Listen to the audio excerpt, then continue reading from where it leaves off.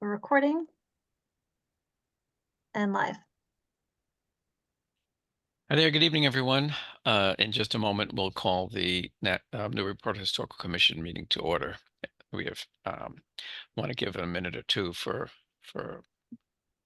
get our roster of panelists and attendees and presenters and participants of various flavors on board, and then we will start. Okay, I see there are a handful of attendees, and I think it's the There's one commissioner I'm expecting to join, so we'll give him maybe 1 minute. If not, we can start because we do have a quorum, so we can get it and start, even if Mr. Neumer is not with us. Be a shame for him to miss his first official meeting.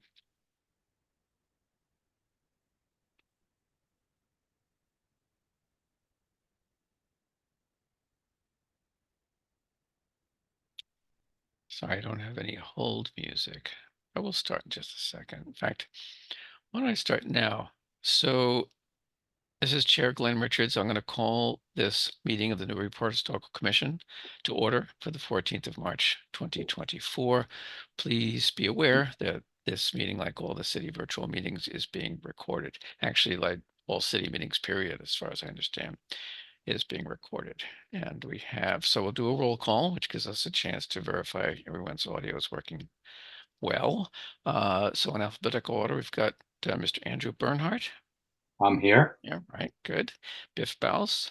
I'm here. Great, thanks, Biff. Mark Syndrome. Present. Yep, I see you there. Okay, Christopher Fay. I'm here. Okay.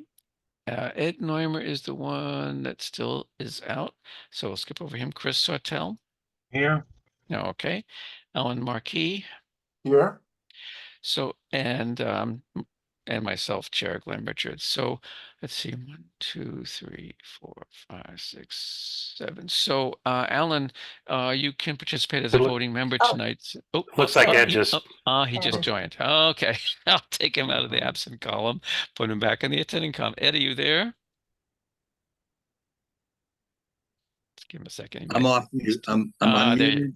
I'm unmuted. I'm here. Sorry, I'm a few minutes late. One of those things. All right. Well, better late than never. Thank you, Ed. So Ed Neumer is here. So Alan, so you'll be relegated. Alan is an alternate, and just this week in the city council, they can have approved Ed to be a regular member. So congratulations. Thank you. And so Alan, so I guess you won't be voting tonight, but who knows? In 2 weeks. Okay, so that's great. No official absentees. The only one voice that we're used to hearing that won't be hearing tonight is Joe Morgan. I'll talk about that a little later on. So I think most people are familiar with the Zoom format. I won't, if we have a public hearing, public comment period, sorry, I'll go over those rules. I'm not sure if we'll have one of those tonight or not. So let's get right into it. We have the first item on the order of business is the application at 14 Norman Avenue. This is where the applicant was seeking a determination of historical significance. And we had a lot of debate last week about, what our options were and, and so forth. So we had a site visit a few days after last meeting. We went out there and took a look at the property, and quite a number of us. And in the intervening time, I also reviewed the ordinances and so forth to try to be very clear on what our options were and how to best interpret the ordinance. So so the only really two things came out of it. In the intent and purpose of the ordinance, which is Article 10, it's the building demolition. That's the article that's in play here. Section 5-306. In the intent and purpose, it does talk about that the purpose of the article being adopted for preserving and protecting significant buildings or structures within the city, which constitute or reflect distinctive features of the architectural, cultural, political, economic, or social history of the city, and goes on from there. And by the way, Gretchen, I'll send you all this so you don't have to try to scramble to write that all down. So we talked a little bit about what is historically significant building or structure, but it is defined in section 5307 of that same ordinance. And there are 4 categories, any one of which can make a structure historically significant. There are 4 items or paragraphs, whatever you want to call them, that are separated by an or. So it's this or that or that. Anyway, the first one we're familiar with, that's any principal building or structure within the city which is in whole or in part 75 or more years old. And we're all familiar with that one. For an accessory building, it's 100 years. So the way I read that, it's pretty much, it says what it says. If it's 75 years old, it's, quote, historically significant. But there's more on that later. But then there's another, there's the 4th bullet. It talks about any principal or accessory building or structure which is or has been designated by the commission. In other words, it might not be automatic from one of the other clauses, but it's designated by this commission to be a significant building or structure because either A, it's importantly associated with one of our historic persons or events, etc., or B, it is historically or architecturally significant, in terms of period, style, method of building construction, or association with a famous architect or builder, close paren, either by itself or in the context of another building or a group of buildings, such as a neighborhood, streetscape, or farm complex. So I wanted to repeat that verbatim without opinionizing on it at the moment, because a lot of our discussion 2 weeks ago was about the streetscape and the preservation of that and so on. And I think rereading the ordinance, it seems to me, now here we do get it somewhat into my opinion, but it's just, I think the ordinance is pretty clear that part of the intent was to include consideration of neighborhood streetscapes in those designations. So, so we have the authority to designate some structure, but again, I don't see any, in my opinion, and I'll take full responsibility for this. I think that we don't even have to decide whether it's, quote, historically significant. It is. What we do need to decide, however, is whether or not it is considered for preservation. So, because once something is historically significant, that's like, if you look at that, this goes back to that flow chart is in there as well. That's the first decision. The second decision, okay, it's historically significant, fine. But is it to be considered for preservation or not? If not, then a demolition permit can be issued even if it is historically significant. If it is considered for preservation, it doesn't mean everything comes to a halt. It just means that a demo delay hearing must happen, which lately for the past couple of years, actually, we've often been doing in the same meeting. And in the case of this particular application, that has not been requested. So that is not something we could do tonight. But the applicant can come back with a demolition plan review if we decide it's considered for preservation, and then we would go from there. And you're all familiar with with that process. And then there's a demo plan review. We can we decide if it's preferably preserved, and then we can either approve potential plans or not. But it gives the Historical Commission some degree of control over what happens to the particular structure. So that's where I came up. So let me turn it over to my fellow commissioners now that you've had a chance to see the property, think things over. Does anyone have any like to voice an opinion, make a comment mainly as to whether they think it deserves to be considered for preservation? I think that's the key thing we'll need to decide. Is there a good, you had read through the actual wording of the ordinance, but Right. does it talk about, I feel like I've seen it and I'm not remembering, what are the characteristics or what are the conditions in which it should be considered for preservation? And just in general? In other words, what are the kinds of things that would tip it in scales of being considered versus not considered for Right, preservation? right. I just wondered if there's any kind of guidelines around that.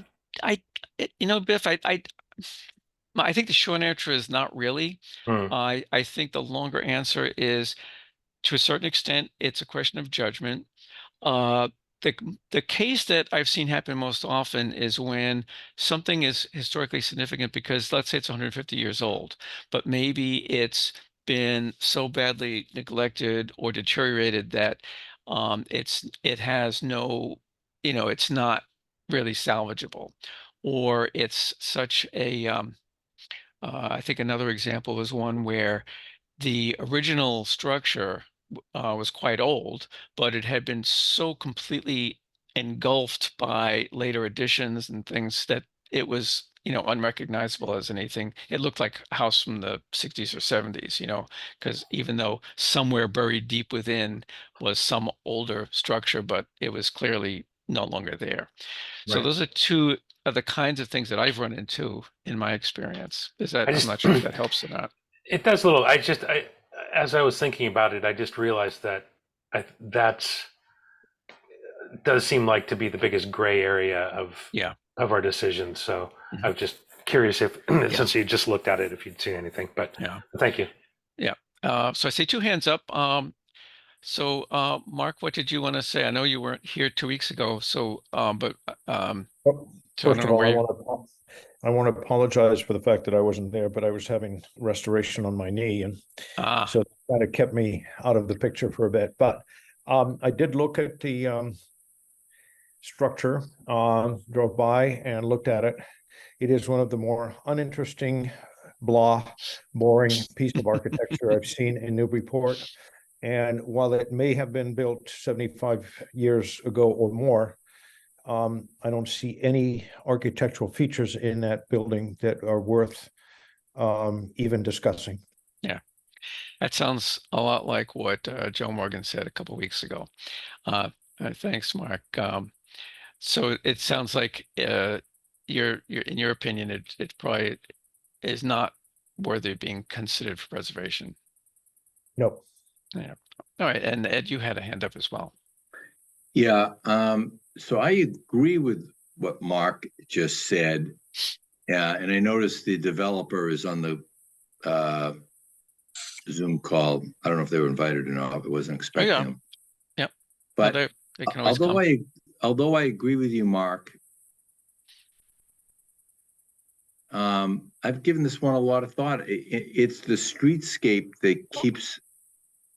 that I think about, and although the streetscape also fits what you said, Mark, the alternative is a very unattractive hodgepodge of developers coming in and hacking away at lots, and the street looks sloppy. And that's what I don't like. And that's what bothers me is that it's going to look, it will look worse, Mark, I think, with developers coming in and randomly selecting lots. And also, I guess it's not our job, but I can't help my conscience saying that it's also going to increase the cost to live in Newburyport, and it kind of skews the demographic somewhat.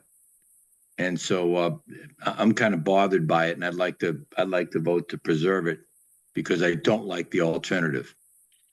Okay, and just to clarify one more time, just because the wording, to preserve it, when it's considered for preservation, all that really mean, well, not all, it means a lot, I suppose, but it just means that at this point, a demolition permit would not be issued. There would have to be a review of the demolition plan, which would specify exactly what the plan is, whether the plan might be to demolish it completely, or the plan might be to, well, we'll keep this part and build an addition here, or we'll build up whatever it is. I have no idea what it would be, but and it doesn't mean that nothing could ever happen to it and that sort of thing. Chris, I see your hand up as well. Yeah, thank you. Yeah. My opinion on this one, I think it should be considered for preservation. I was looking through some documents and some research put out by the American Academies of Science, Engineering, and Medicine, who had conducted a survey and a report in 2012 discussing historical significance of post-World War II houses. It's a 98-page document, and I'm about halfway through it. And surprisingly, this house in the picture we're looking at right now is the model that pretty much this whole report is based on. And for example, it was built around the time returning World War II soldiers. So it was built without a lot of detail, only to bring the prices down to make it very affordable to soldiers that were coming home, as well as not having a foundation as a slab. They said would take 10% off of a building price, just putting it on a slab and not a foundation, which makes it even further down in price. Anyways, these were just things that I have read in this report that was, oddly enough, was done for the Department of Transportation. If they decided to do an off-ramp or an on-ramp going into land that normally there wasn't a road at, to identify historical things. Right. And now, like I said, this was 12 years ago. They had made the study on post-World War II houses that we're looking at right now, which I thought was very interesting. So I am in for preservation. Okay. Or at least, or again, considered for preservation. Yeah. Mr. Fay, I think you might have a comment. Yeah, I do. And I guess I would go back respectfully to what Mark said. I think, and echo a little bit what Chris just said. I think the lack of architectural detail is the architectural detail. I think you don't need to repeat what Chris just said, but and we got a chance to see the house, and I went inside. And I did, and I was going to preface it by saying this, and I mean no disrespect to the people that passed. I think Newburyport suffers a little bit from what I'm going to call sea captain syndrome. If you're roving sea captain, Ezekiel, whatever, and you traded and you battled against the weather and dragons and sea monsters, whatever, and you built yourself a nice house, people go gaga, and that's the big attraction to Newburyport. But after seeing the ship that this guy was on, the owner, who has since passed away, kamikaze attacks, Battle of Leyte Gulf, Okinawa, or at least preparing for Okinawa before they were hit by kamikazes. They were involved in so many different battles, and it's a local ship. It shipped out. It was built in Bath. It shipped out of Boston. It put in at Pearl Harbor in 1943 and served to the end of the war. So, and I apologize because I don't remember the name of the family, but it's really, and then came home. And then this guy came home and bought a house, I would assume on the GI Bill, in a neighborhood that it's not just this street, that whole area from the hospital down the hill and up, right up against the Kelly School, etc. That was developed because we didn't have a lot of land in Newburyport, right? They weren't going to build huge subdivisions in Newburyport. They were going to grab whatever farmland they could to build homes for these guys because they deserved it. We never did anything for veterans like this before. We didn't offer them, but the reason that they got the GI Bill was in part because of all the things that had not happened to veterans. And so I'm torn by this because, on the one hand, I think it is a great example, what Chris said, of these types of homes that that probably need to be preserved because his history happened a number of different ways. And the family, they raised 6 kids in that little house. That in and of itself, nobody would do that today. I'm torn by the fact the house is not in great shape.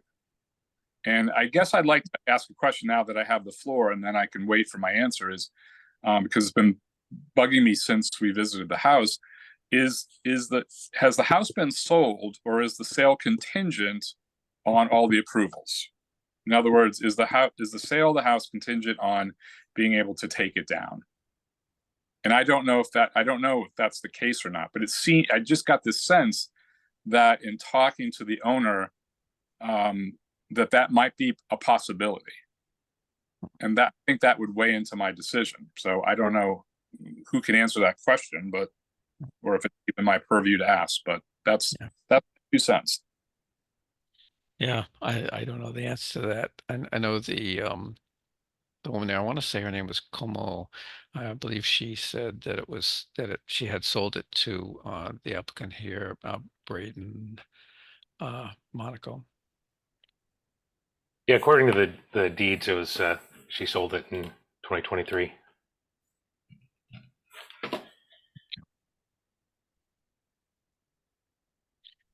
This is Braden Monaco. Do I have the right to speak at all in this quorum, or is this just for you all? Well, normally it would be Braden. Thanks for chiming in. You obviously you've been unmuted and so forth. I'm pretty flexible on these things, and technically I don't think this really has any bearing on the question that's before us right now, but if you would have the answer to that and would briefly want to respond to that question, I'll allow that. Okay, yeah, no, we purchased the home from her at the end of last year, or the beginning of this year, I'm sorry.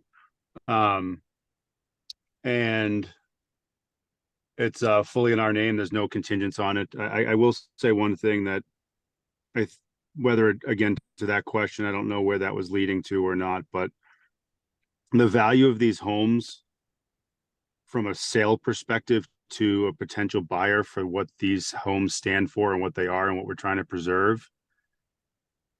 I don't know that there's a buyer that would spend even half of what we gave Sheila, what she needed to retire or to live out the rest of her life. Mm-hmm.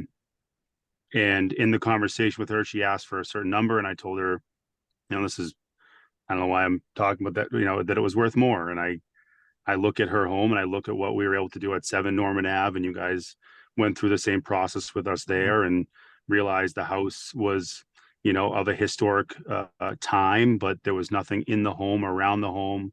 The homes have been modified. This home, the whole second floor in this home was not original. It was an addition, and the whole addition to the right was an addition.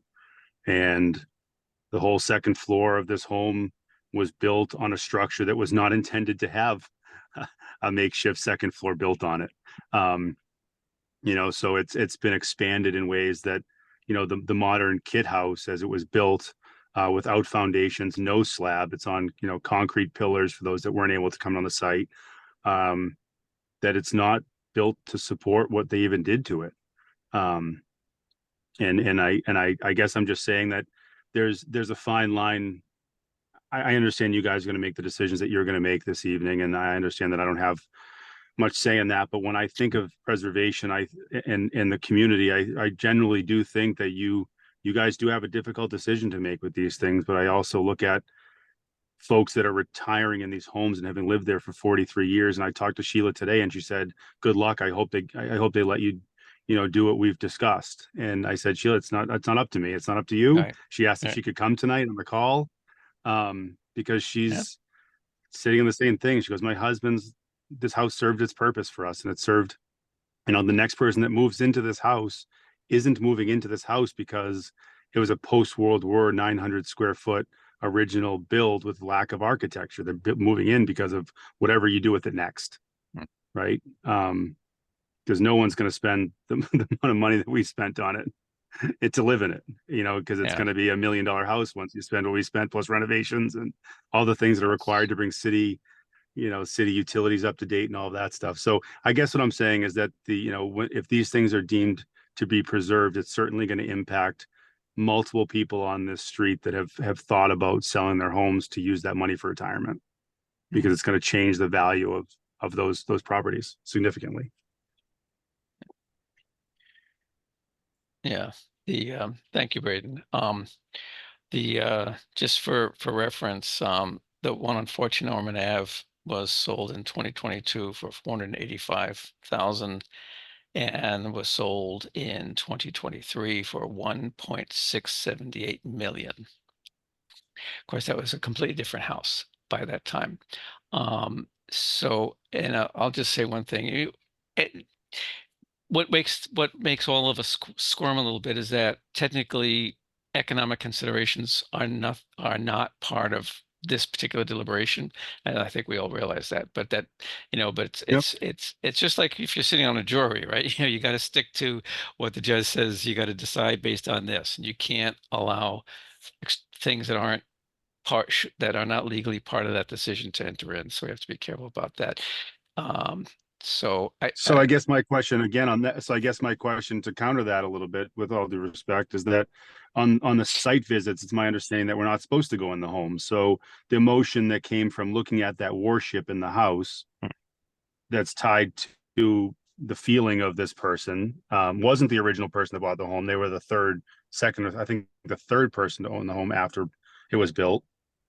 Like that's tied. Like all these things are being tied into the decision of whether or not it's being preserved, and it's because of things that you've learned along the way, right? So I think that unfortunately a lot of these pieces do come into play, like you said, from a jury perspective. You try to stay focused, but outside influences, tend to. All right. Well, let us deliberate that. I will want to clarify and respond to one thing, and that's that the ordinance itself that I even quoted points out that one of the things that makes some place significant is who lived there, and what was interesting about that. I think Chris Fay mentioned that, and it's perfectly that is has our heartstrings don't really play into that. That's some factual information, regardless of whether he was the original owner or not. That's it's still part of the significance, of this particular property. So I do see a hand up. Oh, and what did I want to say? Because I do see your hand up, Ed. So I want to let you speak. I I know. I don't want to get into an argument with Braden Monaco, and he said no one could live there. So I grew up in a house like that, and probably over time it got kind of run down, and then a number of years ago, I took a ride by the street and a guy had bought it, and he was out front working. I pulled over, we chatted. I said, I grew up in that house till I was 10 years old. He said, would you like to see it? Come on in. And I saw some of the common area, and he completely redid the inside. He redid a lot of the outside. And frankly, he did make it very livable for he and his two children. So I just want to differ with you a little bit about that. And frankly, Glenn, the only thing I'll conclude in saying again is I think the streetscape is going to look very mongrelly. If you think it's going to look better with a home replacement, I'm going to tell you now it won't. In my opinion, it won't look better. And that's why I'm in favor of considering for preservation. Right. And I see your hand up, Andrew. So the comment I wanted to make there was that if we do decide it's quote considered for preservation, that at least gives us some degree of control over what that streetscape might be altered to look like. So that's I think that's kind of one of the concerns on my mind. So go ahead, Andrew. I see you wanted to say something.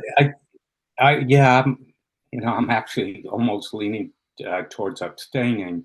I mean, is it our role, and I would like to ask our board members, I mean, now we're deciding about neighborhoods and streets, and in the past, it's always been the historic value specifically of the house and what improvements or what type of designs we would expect to be in adherence with the street. So I'm really troubled by this. It's almost, this is a greater decision than I haven't, that I've meant to, that we will be making in the past year and a half. Yeah, I don't think you were around. It has come up before, actually, Andrew. The biggest example I can think of was before you were on the commission, about the major addition to the Institution for Savings building. And there was a lot of discussion about the neighborhood context and the streetscape. Now, there were some very key differences there. The most important one being that it was in a commercial zone lot. So that made a big difference as to what, they should or shouldn't be allowed to do and so on. But I know, certainly there was a lot of discussion to some extent within this commission, but even more so in the hearings at the planning board and by the actual butters and neighbors and so on. Anyway, so yeah, it's come up before. If I thought about it long enough, I could probably think of other examples too. Alan, I see you have a hand up. Did you want to make a comment? Yes, I would I kind of lean the same way. I think I don't want us to get sort of lost in some of the other nuances that's been discussed, and also the neighborhood. I think at some point, if we're into this neighborhood and it's already, the flavor's already been changed, not to say we should let people just go kind of willy-nilly down the street and do whatever they want, but I think if we're getting too far off what our statement is, or what our goals are, or what we're mandated to do, I think it's just going to make each one of these decisions a little more tricky. And I think there's definitely something to be said for the commission to try to figure this out. And I know there's some information that was sent out to all of us to sort of consider, but it's an important thing because this Right. won't, this will come up again and again. So, it's definitely a tough call, but I'm not sure if we should be. I agree, judging trying to manipulate or keep the neighborhood in a certain look. Mm-hmm. That's all I gotta say. Yep. Okay. Well, I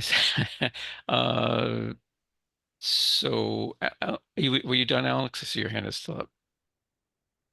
And I am. Biff. I'll take it. Thank you. Okay.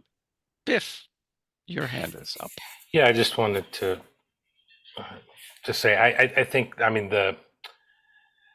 looking into like the families and the kind of the personal history, whatever. I mean, I brought a lot of that up in our last meeting after I did all the research on the early owners, and I think that all does play into this. But for me, it just keeps going back to the streetscape and the importance of the streetscape in our decision.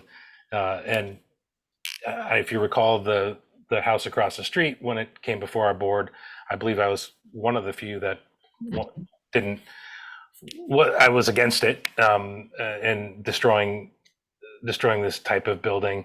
And I think we saw kind of, what happens when we say, go ahead and destroy this because we don't see much in it.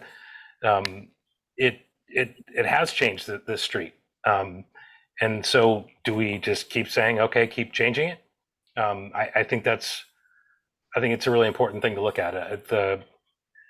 I know it's a tough building. For me, I think the biggest problem has been that if they had come to us with potential plans that we could review, but the fact that they came saying we just want to bulldoze this thing, that I think is making this tough. I think if we could see what they were doing, and have an idea of how it's going to change the streetscape, I think it would make our decision a little easier. But to not have that and just to go, Okay, if we say yes, then it's gone. You know, I think that's what's getting at me. Yeah, and I can certainly relate to that, Biff. I feel similarly. That's why I kept pointing out that that's exactly what would happen if we say it's preferably preserved. Doesn't necessarily mean it might not eventually be demolished even, but it does mean that we would have that review. Mark, did you want to make Yeah, I another just comment? want to say that things evolve, things change. Mhm. And while this may be an example of post-World War II architecture, there are a gazillion similar houses around Newburyport that seem to still be there and will be there. It has, in my mind, no architectural features. And to read into it that it's going to change things significantly, well, neighborhoods do change. Things happen. Architectures change. When they introduced a federal type of building in Newburyport, they didn't have a historical commission, but it was a definite change from what was happening. So we have to be aware of the fact that things are not static. Neighborhoods change, neighborhoods evolve. And in this particular case, we're asked to make a determination based on what we see and not really on what may happen down the road. Now, I agree with Biff. It would be nice to know what would happen down the road and what the developers have in mind. I think that would be very helpful. But I go back to the basics of what we are asked to do, and it's to make a determination whether or not this is worthy of preservation or considered for preservation. And I really don't see that it has that type of feature. Yeah. I'm just taking some notes here, Mark. Well, again, that's, you know, again, if we take a motion to you know, if a yes vote for considering for preservation just means that we would be able to have we would have an opportunity to see those plans and then go from there. That's really all it means. Obviously, as far as the applicant would mean a certain amount of delay, presumably. I'm not sure when they were planning on moving forward on this. Let me finish my notes here. Okay. I think my impression is that people have a pretty good idea of where they stand, and I totally understand all the people who said, gee, this is a tough decision. I feel exactly the same way. Although, and you know, I've made up my own mind in it, and even if it's, but it's, you know, it was not, it's not an easy one. But I think of the two options, one being not considered for preservation, issue a demolition permit and bulldoze it, do whatever you want, versus let's see your plans. That's kind of where I'm falling. So my cards are no longer held close to my chest. So why don't we go ahead and take a vote on the motion that it's historically significant and should be considered for preservation. If on that motion, a no would mean it's not being considered for preservation and a demo permit can be issued. A yes vote would be that it's considered for preservation and the applicant would have to come back for a demo plan review. Would well, I've already stated the motion, would someone, would anyone like to second that so we can? Or I'll move. Okay, so, so was that moving the motion, Mark? And then we'll get a second? Sure, I'll second that. All right, Biff. Okay, thanks, Biff. Sorry, Mark and Biff. Okay, so, sorry to do this to you, Andrew, but you are, to go in reverse order? I'm gonna vote yes. Okay. Biff, your vote. Yes. Okay. Mark Cendrone? Nope. Okay. Chris Fay? Yes. Okay. Alan, Alan, you're not voting tonight, right? Hang on a second, I gotta change this here. Ed Neimer? Voting yes. Okay, thank you, Ed. Chris Sortel? Yes. Okay. And the chair finally came down with the yeses as well. So that gives us 1, 2, 3, 4, 5, 6 yeses. And was it? Okay, the one no. Okay, so that motion is carried. So so Braden, that means at your convenience and pleasure, you can come back with with a demolition plan. I think there are also options to see if you can find a buyer who would like to is interested in preserving it. I forget exactly what the details are around that. I don't think we've ever run through that particular exercise, but that's where we stand. So Can I ask a couple you. of questions before? Can I ask you a couple of questions before I go back to the drawing board as a consortium of folks that just voted for preservation, so I can understand a couple of factors because I haven't done this before? Okay, well, I guess my quick question is when we go back to the drawing board, the house as it stands today can structurally really can't support much different than what it is.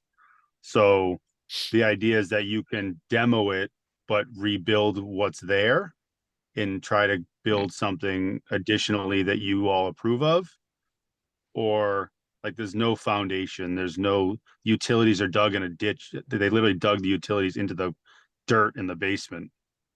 Like I got to figure out, I mean, their furnace is in a cement shelter in the basement that was never supposed to be there. Right. So I'm trying to wrap my head around putting some money into a design that comes back and says, this house, there's really nothing I can hold on to. Yeah. Because it's just the second floor is sagging, the first floor's bathroom's falling in. Like, so I'm trying to wrap my head around. Yep, I understand, Braden, and it has come up. I know the applicant for the other thing we're working on it's not uncommon for them to ask for guidance from the commission if they are submitting, like, let's say, there are many times when there's been a demo plan and we had problems with the plan, and it's not unusual for the commission to put forward some suggestions. Now, we can't, obviously, we can't design something for you. We can, I can. No, right. I'll let the people who have the strong opinions speak. I can tell you for myself, the biggest concern was for me, and it may be echoed by others, that is what it would do to the streetscape to have something as large as the one you built down the street. Because you have this neighborhood where all these, I think there were 16 lots, all done at the same time. Now, initially, they started out all the same. They're no longer all the same, as you well know, and we know. I counted 5 that have been heavily enough modified. That includes the new build that you did, that it's hard to tell what was originally there. The rest have had additions and things, like, for example, this house has an addition, but you could still tell what it was. It's still recognizable, and it didn't disturb the streetscape in the sense that you have a similar setback, a similar massing, at least, to the casual observer.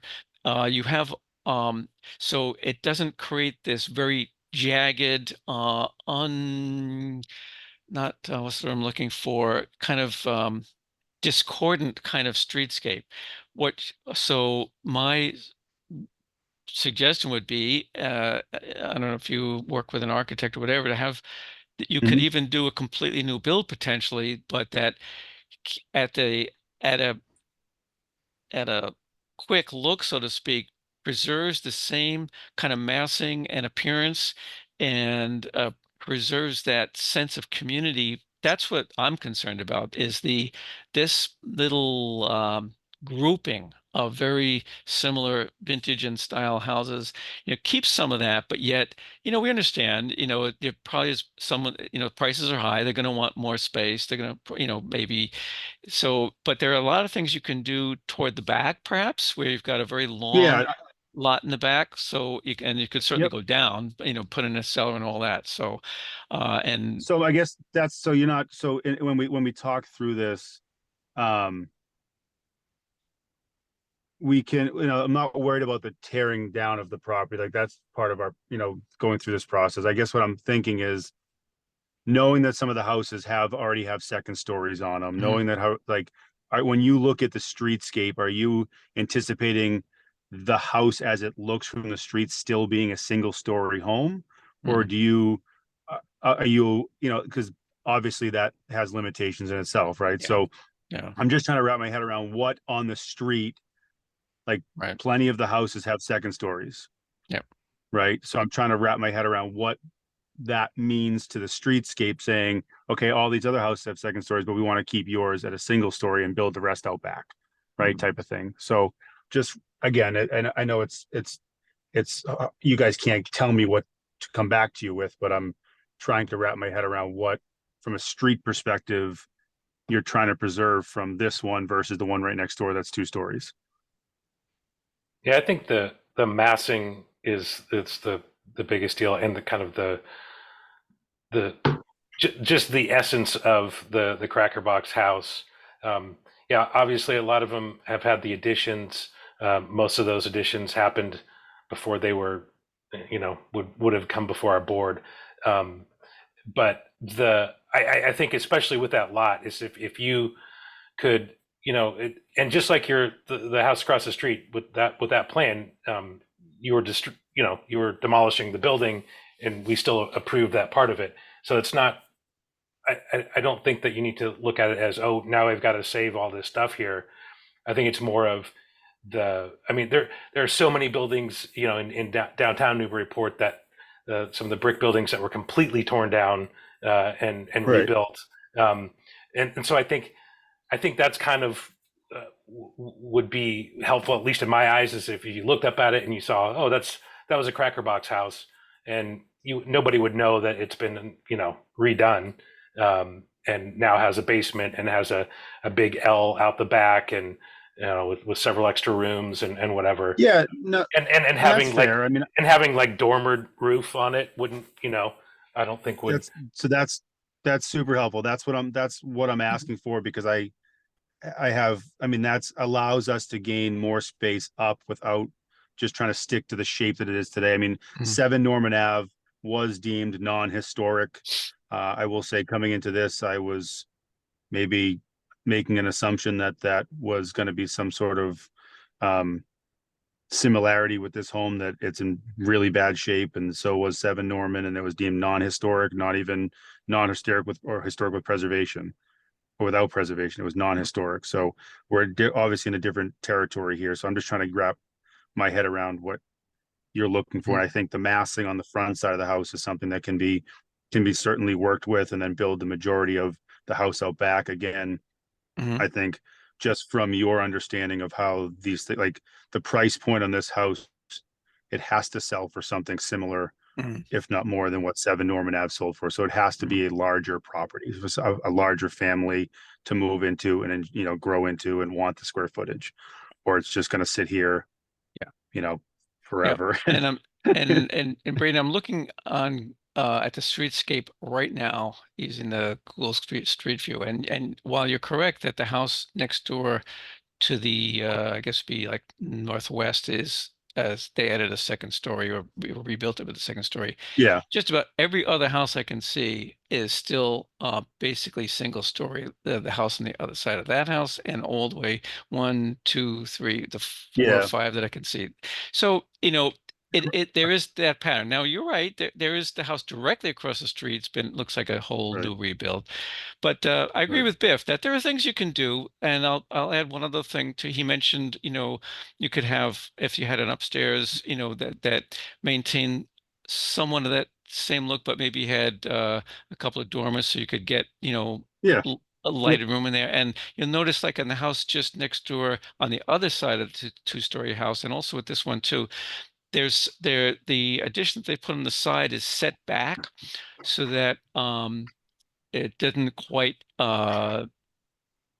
you know what I mean? So it's so yeah, so no, I mean, that, there's plenty of room out behind it. I'm just trying to wrap my head around it, and then I can get to the fact that it's, people are looking for a 3,000 square foot house in that price point. So I got to do it out back. I got to do it all out right, back. thanks. I mean, Thanks, Braden. it I guess we'll be seeing you Thank again. you. Okay, thanks for All coming right, in. thank you. All right. Okay, everybody. Thank you all. And by the way, I'll just mention real quickly before we move on to the 311 Merrimack Street. I know they're anxious to go, is that I spoke to a couple members of the Planning and Development Committee of the City Council about this whole issue of how far should we go in this whole considering the neighborhood issue, because I totally agree with all you guys. It's a tough one.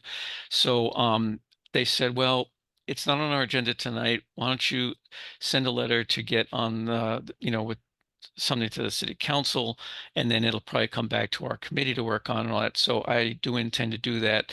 I think I mentioned this a couple of weeks ago, and I've been a little bit remiss, but I will definitely do that to try to get better clarification from the city. I mean, the people have changed a bit, but at least, it's the city that writes the ordinances, and have them clarify, okay, now that all these post-World War II houses are now 75 years old, do you really want to consider them all historic or what? So we'll see if we can get some help with that. Okay. 311 Merrimack Street. This was a case where we have well, I won't go into the details. I'll let the applicant speak to those. And I see they have a presentation they're about to do from MTC. I assume Attorney Mead will be speaking in just a moment. But basically, the reason they are here is that they're in the Demolition Control Overlay District, or DCOD, and the square footage that they're demolishing to do what they want to do is over 25%. Therefore, they need a special permit from the Zoning Board of Appeals. Our role on the Historical Commission is to provide a historical report to the ZBA to help them in their decision making. So that's why they're here. So let's see, Attorney Mead, will you be addressing us tonight? I certainly will, Mr. Chair. Okay, well, please go right ahead. Thank you very much. And for the record, Lisa Mead, Talon & Costa and 30 Green Street in Newburyport, on behalf of the applicants, Tim Sweiserman and Alexandra Rada. With me tonight is my colleague, Ben Roberts, and then Finn Gay of MPG Design, and Derek Lively, who is the contractor. As the chair indicated, if you can go to the next slide, please, Caitlin. As the chair indicated, we're here for a DCOD review because we're removing more than 25% of the exterior walls of this structure. In fact, we're proposing to remove 29.5% of the exterior walls, which we're going to talk about in a little bit. By and large, most of that 29% comes from the removal of a two-story porch in the rear of the structure, which we're going to review. And then there are some opening changes in that rear corner that face the backyard to engage the back of the house with the patio and yard area. The house currently is a two-family house, although Tim and Alex have used the house as a single family since they moved in 2021. But if they are to get the permissions that they're seeking, they've been very thoughtful about how they're going to redo the house inside and out. It will be converted back to a single family home. We're not really sure how long it's been a two-family home, but as early as the 1960s, it's appeared as that on the assessor's records, but it certainly wasn't originally built as a two-family home. So the idea will be to convert it back to its single family use. So if you can go to the next slide. So as the chair indicated, the commission's job here is to determine the significance of the structure and the relative importance of the structure in the context of the block where it's located. I think, frankly, as we go through this, and if you've actually read the materials that we've provided, neither of those two things are going to be difficult to determine. And then when we show you what we're proposing to do, which you certainly are free to comment on, but are not necessarily part of your review, the work that's being proposed is actually at the very back of the property and not visible from the street. So yes. I'll just comment, Attorney Mead, that thank you for doing so much of the legwork in advance that we could take advantage of for that report. Nope, no problem at all.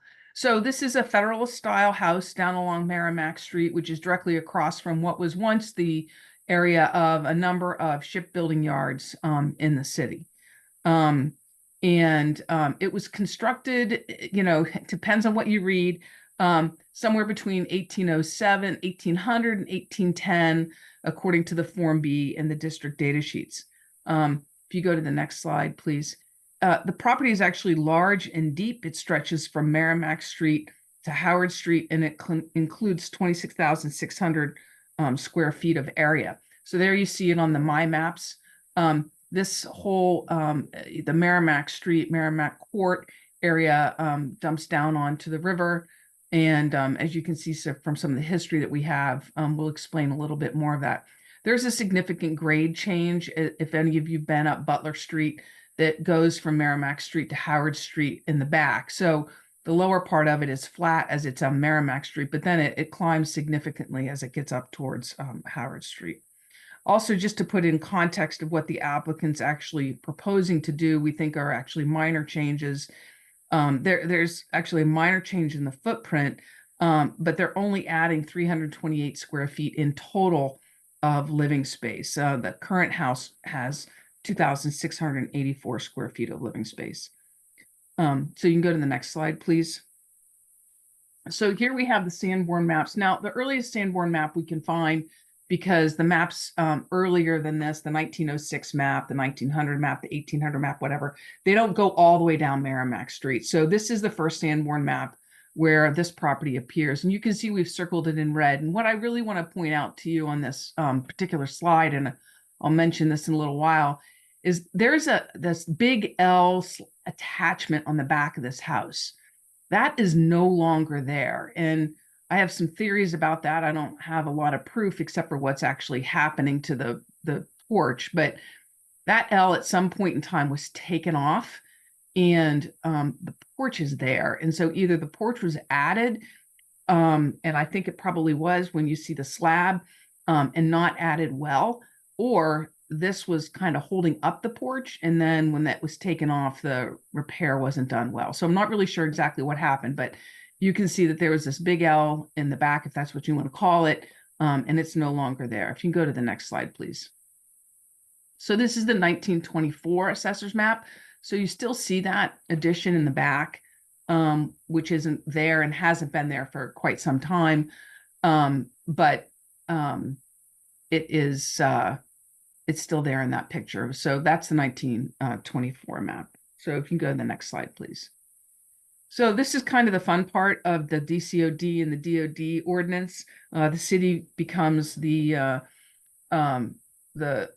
place where we keep all of the research that we've done on each of these properties. And hopefully, I think the goal of the DCOD and the DOD is that the city gains a repository of the history of some of these homes. So as I indicated, the house, according to the reports, the Form B was built around 1807, except for that, according to our title search, Moses Moody, the property was purchased from Moses Moody by Stephen Coffin Dutton, a shipbuilder, in 1804.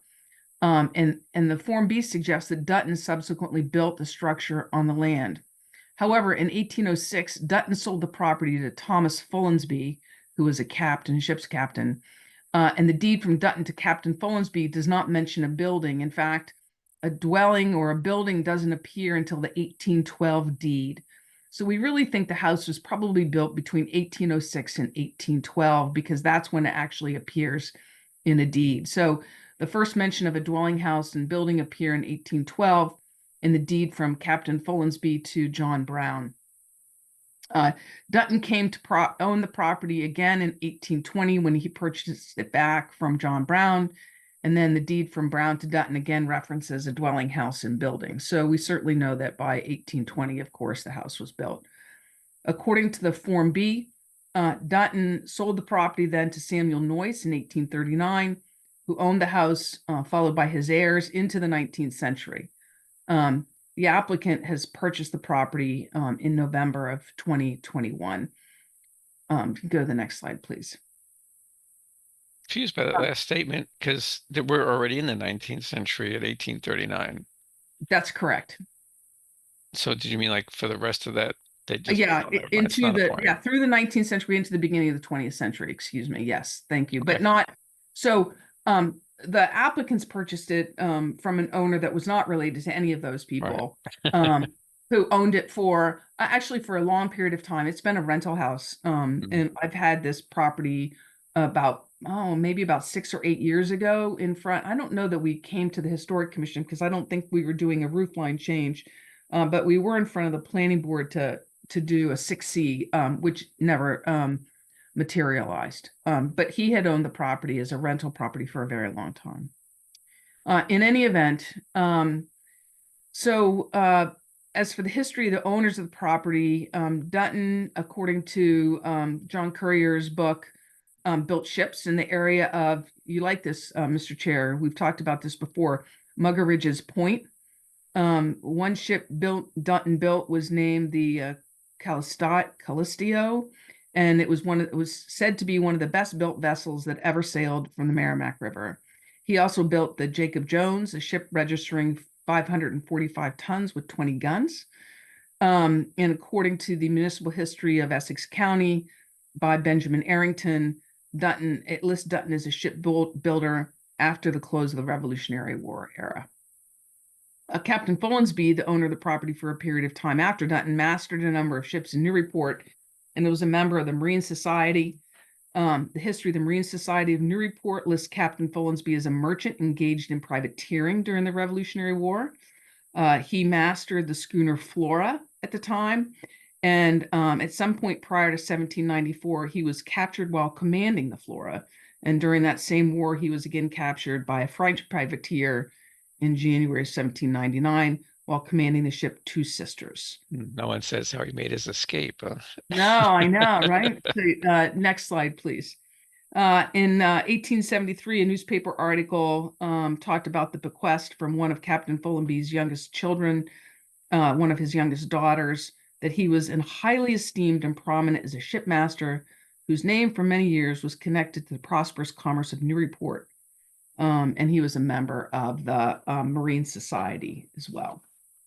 So next slide, please.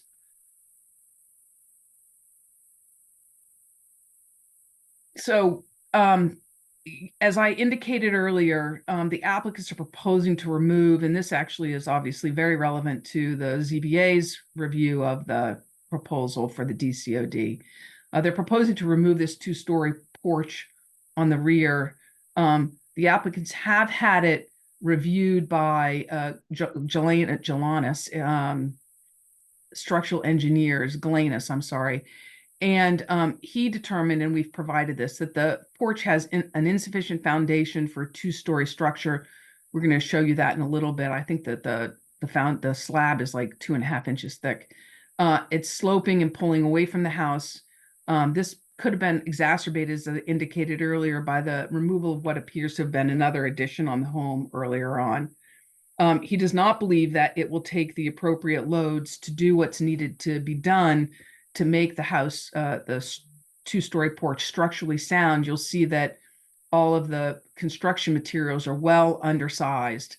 And so to use properly sized materials is going to add a ton of weight, no pun intended, to the structure and just make it worse. So it is also so unsafe that the owners will not use it due to the concern over the existing conditions. So if you can go to the next slide, please. So here are some photographs. I'm going to kind of run through these quickly, and if you have any questions later, we can go back to them. But so as you can see, the foundation, maybe it's 3 inches. I might have exaggerated it, 2.5, but you can see that that's certainly not sufficient to be holding a two-story load. The foundation, if you will, or the slab is cracked and peeling off. You can see that on the bottom right-hand photo. Next slide, please. Again, here's some more photographs of the porch leaning away and the cracks in the slab, knowing that the slab is only slightly buried under this topsoil. Next slide, please. And this is inside, so you can see the inside of the floors are cracking as well. And you can see the lumber that's used. That's certainly not sufficient lumber. And then you can see it's attached, obviously, to what was the outside or the back wall of the house. Next slide, please. And here are some pictures of the roof. And on the side, you can see the inside ceiling. On the side, you can see that it's tilted down. You can see some of the issues of it pulling away at the top. Next slide, please. Again, here's some more the similar kind of things. You can see it pulling down from the front. And you can see the materials used to construct the porch as well. Next slide, please. And then we put the level out there, and you can see that as it goes away from the house, it's not quite level. Not quite. Right. And you can see, you know, how the posts are leaning and whatnot. So next slide, please. So again, as I said, the board is supposed to determine the significance of the structure and the relative importance of the structure in the context of the neighborhood. Here, the designers and architects have taken great care to make sure that the proposed modifications of the porch will be in the same form and shape as the existing porch. The roof of the porch is a little bit different than exists today, but we believe it's more appropriate for the roof that exists on the main historic part of the house. So it's keeping in that style. The proposed plans respect the current trim and the rake boards of the existing house. The new wood corner boards match the existing. What you're going to see when we go through these elevations and do the comparisons here in a minute, interestingly, from the back of the house on the right-hand side of the original structure and of the later addition, the windows are 2/2, and on the left-hand side, they're 6/6. They're all 6/6 on the front of the house. And I might add that nothing is happening to the front of the house or the front two sides of the original structure. That's all staying as is. So the new windows that are going to be hung will be, whether they're on the right-hand side of the house, they're 2/2s. On the left-hand side of the house, they're 6/6, except for some of the French doors and the windows coming out of the bedroom in the back. They're going to be double hung, simulated divided light windows with 3D muntins, painted cedar clapboards to match the existing clapboards. And as I said, we don't really change any of the roof line except for that one is modified. Next slide, please. Pardon the interruption, Attorney Mead. I just want to make sure I understood you correctly, that there'll be some window replacements but you'll match whatever the existing pattern is. Like if it's currently 2/2, you replace it with 2/2 and et cetera. Yes, exactly. Okay. Okay. Thank you. Yep. Next slide, please. So here's just the cover sheet. So at the front of this house, nothing is changing. This is all staying the same. There may be window replacements for various windows in the front, but they will all be, as I just indicated, exactly the same patterns. They will be simulated divided light. They will be 3D muntins. I might say to the board, by the way, that the new energy code is going into effect and will affect the construction on this house and every other house that you see coming forward to you in the near future and in the distant future. And so here's a rendering, not a rendering, but a drawing of the back of the house. And this is where the changes will occur. And this is a good example. So if you look at the right-hand side of the original box of the house, right, you see the 2/2 windows. And if you look at the left-hand side on the top windows, because the bottom ones are new, but the top ones, they're 6/6, and that's just the way they are in the existing conditions. So next slide, please. So what's good about this slide, and if you wouldn't mind, Caitlin, just blowing up a little bit the back of the house there. That's great, thank you. You can see where the changes are to the structure. So you see the porch, the 2-story covered porch, which we propose to have beacon reconstructed. And then there's a proposal to put a 2-story addition right on the corner there, over in a 2nd-story addition over an existing 1st floor in that light, in that more peachy color. This is kind of hard to see in the drawing, so we've got a couple of plans here so you can see exactly what we're talking about. Next slide, please.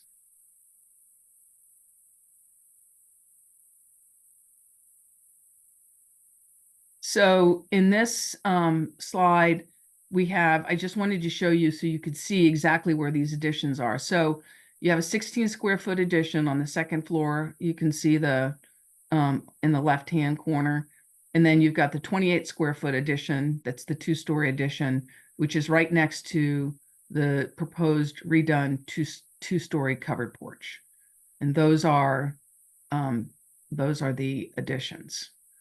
Next slide, please. And again, here's the roof. So you can see we have the new roof on the new addition, and then that 2-story addition has a new roof on it, and then which is actually a single. You'll see that in a minute, and then the new roof on that little sliver. Next slide, please. So these are blown up plans. I'll do the comparison slides in a minute.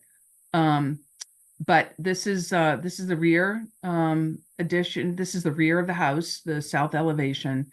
And you see where the 2-story porch now becomes a part of the home. And it matches the 2/2 windows that you see on the right-hand side of this drawing. The very right-hand side, those 4 windows, first and second floor, those are original to the house. So that's the style that's on the right-hand side in the rear. On the left-hand side, you can see those 6/6 windows, which match the rest of the existing structure, which we'll show you in a minute. So then you see the 2 little additions that happen in the rear by the porch with a little terrace, and then there's a porch underneath it to walk into the backyard. Next slide, please. This is the west elevation. So this is away from downtown. So you see the 6/6 windows on the front box. That's what's on that side. And then you see the new windows, the French doors that walk into the backyard, and that new window in the top. And then you see the porch addition on the right-hand side. Next slide, please. It's somewhat amusing that they took pains to include the barbecue grill. Well, we just wanted to make sure you knew it was going to be used for the family. It also, it's part of it's proportional, right? So you can see that we're not talking about a giant addition there, right? That you add things like that to show proportion. Scale. Yeah. Right. Okay. Yep. Good point. So here's the driveway side or the east elevation, so the downtown side. And you can see the existing window pattern that's there. That's not changing at all. Those are all the 2/2s. And then when you get to the front box of the house, it's 6/6s. But all of that is remaining the same. Nothing changes until you get to that back porch addition. That's the new addition on the back. And then you can see the roof that's a little bit different. It's more of a sloped roof that exists there today that drops down a little bit more. But we think this roof matches better with the existing roof on the home. And then I think what's important from a historic point of view in the Secretary of the Interior standards is that, you know, we have this corner board that drops down here, so you can see the differentiation between the new and the old. You could take this off if you wanted to see the rear of that original structure. Yet it complements the architectural style of the Federalist House. It certainly doesn't take away from it and is subservient to it. Yeah, I can't remember from the plan view, Attorney Mead, is this that addition in the back? Is that wall the same plane as the wall next to it? It is. Okay. It is right. Okay. But you still have the corner board there anyway, right? Yeah, let's go up to that's exactly right. And we put the corner board there on purpose. So yeah. If you could go to just to the site plan, Caitlin, just so we can see that so you can see that it is I see, yeah. planar, right? Right. But we thought it was important from a differentiation because the porch kind of hangs off of it now, right? So we wanted to show the difference between the new and the old. Right. Yeah. Thank you. If you could go back, Caitlin. Okay, so the next slide, please. So here's the front of the house. Again, nothing is happening to this. I mean, the windows may be replaced in certain areas, but nothing else is happening. Actually, it says all existing windows to stay on the drawing. It does, but so this is a terminology issue with the architect, right? So they're not changing any of these openings, right? Mhm. Yes, I- Right. And so unlike the DoD, where you certainly can Right. control the windows themselves, that you not here, but I'm telling you that one of the concerns is they're not going to meet the HERS requirements. Right. And so if they replace the windows, which they haven't done a full inventory of, but if they replace the windows, they're going to be 6/6, Yep. Simulated divided light, 3D muttons, Yep. wood on the inside. Yep. Okay. Thanks. I will tell you, honestly, I've been working with Tim and Alex and Finn and Mindy for well over a year to come up with this design. And they have been so careful and meticulous about how they're doing it so they don't disturb things that are going on in the inside in the front of it, that that's where they are. Next slide, please. So just as we wanted to do these there, it's nice to see one over the other, right? Yep. So here's the porch on the back. You can see that the porch roof kind of slopes down, like it was that added on kind of thing. And the new roof more properly, we believe, matches with the existing roof. And you can see how it matches up. And you can see the change in the window patterns on that left-hand side, but they're still 6/6. And then you've got the French doors that open into the backyard. Next slide, please. And then here is the west elevation. Again, this is what you see from the backyard. And the neighbor's house, which, by the way, submitted a letter of support. And you see that the changes to the porch, and then a couple of changes to the windows due to the change of program in that second floor. And then the opening of the kitchen on the first floor into the backyard. Next slide, please. And this is the east elevation. The only thing that is changing here is the window pattern. As you can see a little bit, that top window, and they're removing that little square window. And we're doing a 2/2 instead of a 6/6 because the rest of the windows on this side and the back are all 2/2. So that's interesting. There's that 6/6 up there, but none of the other ones are, except for the very front original box of the house. And so they wanted to match those up. And then, of course, you've got the porch addition on the back. Next slide, please. And these were just the COD calculations for Jennifer. So you can go on through those, Caitlin. Yeah, keep going and to the photos.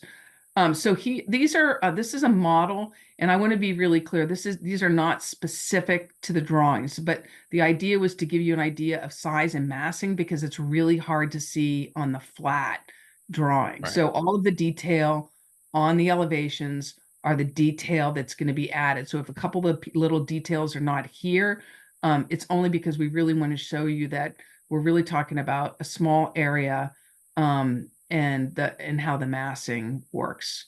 So here is a picture on the westish elevation, and you can see that the addition and the two little additions on the side. Next slide, please. And here's the rear elevation. You can see you don't get as much depth and detail in the model, but you get the idea of what it looks like from the rear. Next slide, please. And then there's a little bit change. So this is more towards the driveway. And you can see the addition here. Next slide, please. Yeah, you can really see the condition of the porch there is not great. Yeah, right. I mean, yeah. And it doesn't actually, it's interesting, right? You can see it's attached to the house, but it doesn't really, I don't know what happened to that corner board, but we thought the corner board was important. And then, so here you can see the model. Again, it's still a little flat, but you get the idea of what's going to happen here. Next slide, please. And then here's directly in the backyard. Next slide, please. So here's the, pictures of the house from Merrimack Street. And this is the front of the house. All those shutters and everything will all be repaired and taken care of. Next slide, please. Again, here's the east side of the house with the porch. Next slide, please. And here's the rear. So you can actually, this is why, what's important about this is you can see there's that bay on the right-hand side of the driveway that really blocks the back of the yard and what's happening in the backyard. So the house is much wider at the front and it becomes more narrow at the back. And you really can't see around that corner when you're going down Merrimack Street. Next slide, please. But the porch is obviously in pretty tough shape. Next slide, please. And here's the opposite side of that. And so where you can see is that part of that second floor addition gets built over where that door is right now. And then the new entry with the little terrace right on top of it. And then the 2-story addition attached to the porch. Next slide, please. All very small footprints. And here's the back corner. Next slide, please. And looking down the driveway. So you can see how that kind of bay kind of blocks the view of the backyard. And so for context, next slide, please. Here's the house right next door at 313. This is moving west on Merrimack Street. Next slide, please. And looking down Merrimack Street. So then you've got the gray house at 315 Merrimack. Next slide, please. And this is immediately to the left or the east of the house. So we get another Federalist right here, which interestingly, obviously was built as a 2-family. So that's 307 to 309 Merrimack. It's 2 doors down. Yep, 1 door down. Right. Next slide, please. And that's looking at that house at 307, 309. It too has a bay. You see that bay that was added, but that was clearly added, I think later, I think with that sloped roof, although I don't know for sure. I've not done research on that house. Next slide, please. And here's the back of that house, the back end of those two families. Next slide, please. And this is across the street. Most of you are familiar, many of you, not all of you, are familiar with that house and the renovation that's happening to that. Next slide, please. And then further down Merrimack Street to the west. Next slide, please. Yeah, I'll just butt in to say I hope that they are able to complete that soon. I think they are. I think they've had trouble getting contractors in there that they need to do work, but they took that front piece off, and they're working on it. So they're moving along. Next slide, please. And then we have to the east on Merrimack Street, 340 and 342. Next slide, please. And then that's 338 Merrimack Street. That's right at the apex of Merrimack Court and Merrimack Street. Next slide, please.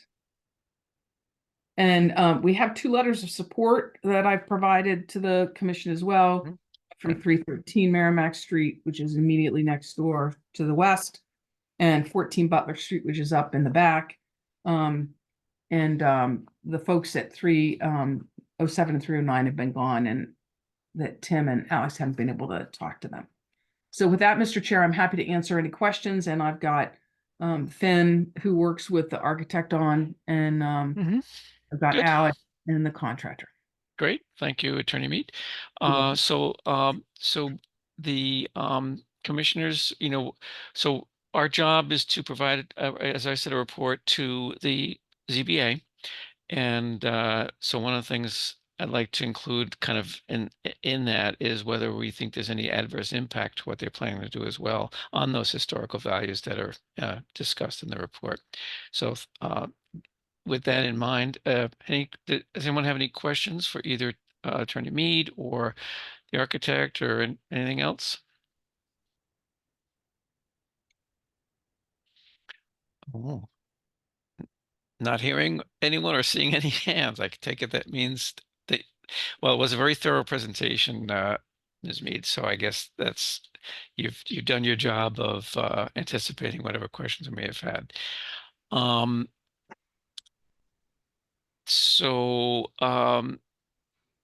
Typically what we do is have a motion to authorize the chair to draft a historical report. I suppose it's a formality, but anyway, that's what we typically do. So we can do that.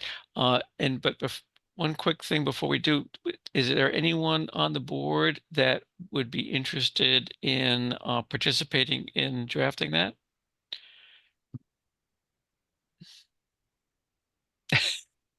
Not a lot of hands going up.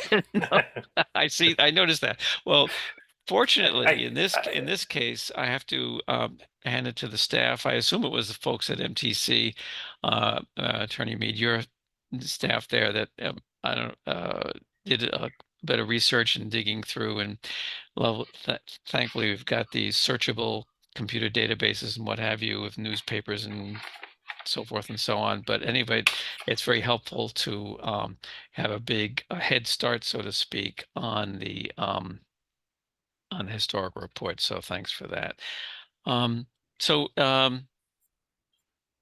would someone care to make a motion that the chair should draft this historical report? And typically we do you have a date when you're going before the ZBA, Attorney Mead? Well, as you know, Mr. Chair, we're not allowed to file with the ZBA for 21 days after we have filed with you. So Okay. I think we're allowed to file next week. Yep. So I know you're looking for what your homework assignment is. So well, yeah, well, that a combination looking... of, I'm sorry, a combination of that, and also if we have, I think it sounds like we do have time to have me bring back a draft for people to, vote their approval of, or make any, if there's anyone has wants to make any amendments or changes or whatever, they can do that before we formally hand it over. Yeah, so if we don't file till next week, we're not going to then be in front of the ZBA for another 3 weeks after that, right? Probably, So, so I think you've got, you'll hit another one of your meetings. Yeah, I think so too. All right, so that will be the plan. It looks like I'm going to do this report, which is okay. And part of me it kind of likes doing some of the writing, but anyway, so I'll do that if authorized by the board, and also we'll have a draft we can review in a couple of weeks. Is there a motion to authorize the chair to write such a glowing report? So move, Mark Sendron. Okay, thank you, Mark. Where's my notes? Hang on a second. So that was Mark. Okay, is there a second for that? Second. I think that was that Chris Fay that seconded? Or Sautel? Okay, Chris Sautel, thanks. Okay, so it has been moved and seconded. Andrew, do you approve? Yes. Okay, Biff? Yes. Don't sound so enthusiastic. Mark Sandrone? Yes. Thank you. Chris Fay? Yes. Thank you. Ed Neumer? Yes. Thank you. Chris Sautel? Yes. Okay, and the chair is kind of moot because it's already had enough votes to pass. So it was unanimous. Thank you very much. So thank you, Attorney Mead. Very thorough presentation. And as I know I've probably said it before, but I love when you have those side-by-side comparisons. It's very, very helpful for the board. Thank you very much, Mr. Chair and members of the commission. Have a good evening. Okay, good evening to you as well. Okay, so we have some general business here. I think I saw Andy on the meeting. You might have seen on the agenda, Bartlett Mall Restoration Project update. I think all that was the letter that flashed briefly before your eyes 2 weeks ago about things being pulled. And there was is that right, Andy? And there was a question. Yeah. And I think the letter actually answers, or something in either the email or the letter answered the question. Someone had a question about the Swan Fountain restoration. Maybe it didn't specifically address the funding for that, but I don't know, do you want to make any comment on that update, Andy? Yeah, sure. And Caitlin's welcome to jump in here as well. But I think that in the summary is that the larger Bartlett Mall project won't be proceeding at the moment, but there is a desire from the administration to pursue additional funding so that they can circle back and pick up where they left off. I think, as you know, corresponding with the Historical Commission letter as an update to you was a letter with the Community Preservation Committee, letting them know and recommending that they sort of release, if you will, formally the bond of the council that had been approved previously, but had put a caveat with that they would like to retain the, if you will, the sort of conceptual bonding capacity, so that if other projects are coming along, that the CPC say would keep in mind that they are interested in still reserving like a $3 million bonding capacity under CPC for that project. But because of the high bids in the project, they are going out for some additional funding. And I think the hope is that with that additional funding, they'd be able to circle back with the CPC. I don't know whether that would be during a normal spring grant round or whether it be off cycle, but perhaps once the additional funding is secured, to circle back and try to complete the project. But as to the fountain and other things, I think that in essence, they're looking at ways to try to do things in phases or portions if they can, recognizing that some things can't be done in phases, but trying to do as much as they can, both for the fountain and the pond under that project or scope of improvements as they originally proposed. Yeah, I don't know if you all had a chance to read the, well, we'll get to the support letter later, I guess, is also on the agenda further down.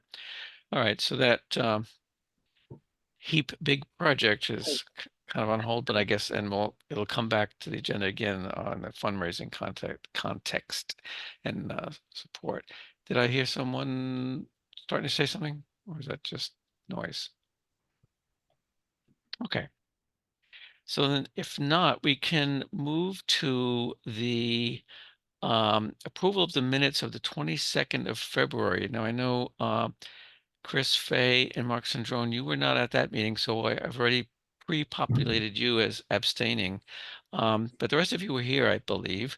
So hopefully you had a chance to review those minutes. So I should start with someone going to make a motion to approve the minutes of the 22nd of February. Sure. I'll make a motion to approve those minutes. Yes. Thank you, Biff. Is there a second? Andrew, I will second. Okay, thank Andrew you. will second. Yep, I heard you, Andrew. Yeah. Okay, 1 second. Okay, your vote on that, Andrew? Yes. Okay, thanks. And Biff? Yes. Okay.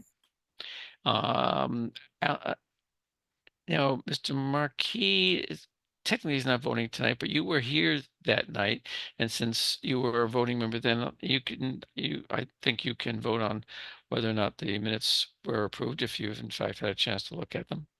I did, yes. Okay, thanks. And Chris Sartell? Yes. Okay. Ed Neumer? Yes. Okay, and the chair is a yes too. And let's see.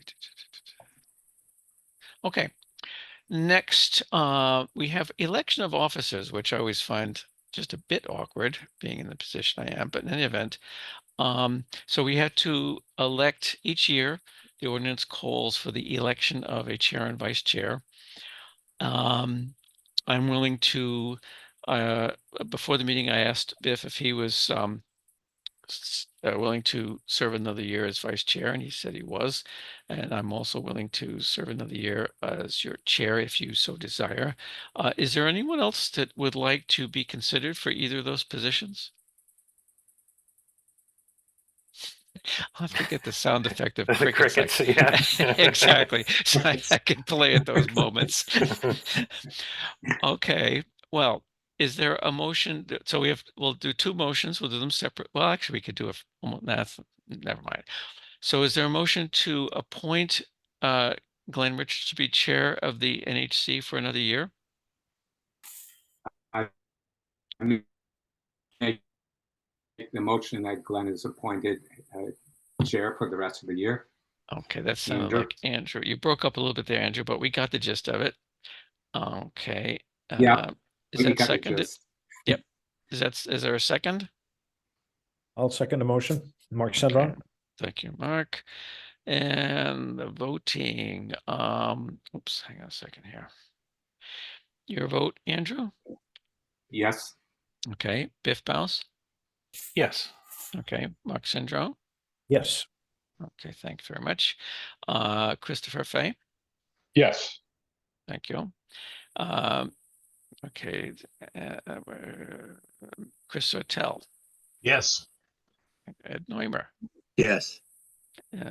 I'll I guess out of false modesty. Well, thank you for your vote of confidence. I do appreciate that. Let me just make a note here. Okay, next for vice chair. It's, since I mentioned it earlier, I'll take the pleasure of making the motion to appoint Mr. Biff Bowles as the vice chair for another year. Is there a second for that? I second that. I think the first voice I heard was Andrew, I think. Yeah. Okay. All right. Okay, so the voting on that, your vote, Andrew? Yes. Okay. Biff Bowles? Oh, you want yes. to vote this? Okay. Mark Syndrome? Yes. Okay. Christopher Fay? Yes. Okay, Chris Sortel? Yes. Ed Neumer? Yes. And the chair is, I'll imitate the, yes! Since he did that. Thank you very much. Appreciate it. Yes, and thank you for, I know can be a little, well, Biff, now you've been vice chair for about for a year, right? Yeah, Yeah, so how's it been? Would you recommend it to your peers? I would, and especially now being on the community preservation committee, it's been really interesting to see kind of farther out of our scope and kind of stuff that we're touching and how much of it aligns. So, and especially the fire department who presented to us, and I think I brought up in the meeting that, and a couple of people mentioned putting the idea of making a ramp up to it instead of the step. And in their newest presentation, which they did in front of the CPC, they had made those changes and done some other things. So it's nice to see our effect here as, as a commission and seeing actual architectural plans and renderings changed is pretty rewarding. And I hope more people help volunteer for all the various boards across our city. Yeah, That's actually, really we now important. have an opening for another alternate. And you just reminded me of something. If I wanted to comment, and it goes back to something Marks and Jones said in relation to the property on Norman Ave, that, things change, which is true. And I think the second hearing we had on the 311 Merrimack Street is an example of, things are changing, but in that case, not necessarily in quite so dramatic a way. And I think in a way that I would think I would agree with what the Attorney Mead said, that they've tried to do it in a way that is respectful to the history of that particular property. All right, well, very good. I know you guys don't like to stay late, so we'll move right along. Now there was a letter that was kind of a late posting, if you will. It was a letter of support for the MPPF. What is MPPF's funding for the Bartlett Mall Restoration Project? It's the Mass Preservation Project Fund.